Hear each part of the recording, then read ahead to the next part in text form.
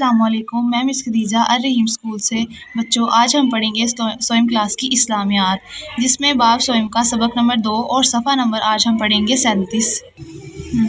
آج ہم دیکھتے ہیں ہماری ریڈنگ کیا ہے۔ آپ صلی اللہ علیہ وسلم نے تجارت میں قسم کھا کر، ناپ تول میں کمی کر کے، جھوٹ بول کر اور ملاوٹ کر کے مال فروخت کرنے سے سختی سے منع فرمایا ہے۔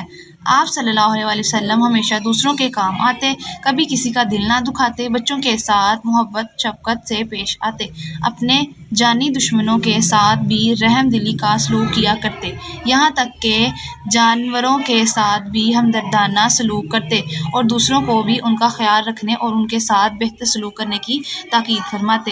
ہمیں چاہیے کہ دوسروں کے ساتھ عمدہ سلوک کریں، گھر، بازار، اسکول اور ہر جگہ خوش اخلاقی سے پیش آئیں، دوسروں کی مدد کریں اور کسی سے بدسلوکی نہ کریں، ضرورت مندوں کی مدد کریں اور حضرت محمد رسول اللہ صلی اللہ علیہ وسلم کی تعلیمات پر ہمیشہ عمل کریں۔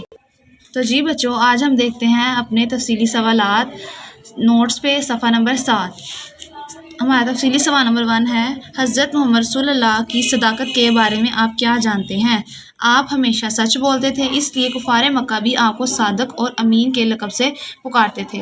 سوال نمبر 2، حضرت محمد رسول اللہ کی امانت داری پر نوٹ لکھیں۔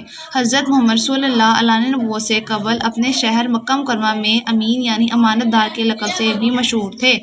حضرت محمد رسول اللہ نے فرمایا، جس میں امانت داری نہیں، اس کا ایمان نہیں۔ امید ہے کہ آپ کو آج کے سبق کی سمجھ آ گئی ہوگی۔ اپنا بہت خیال رکھیے گا۔ اللہ حافظ۔ Like, comments and subscribe for more videos.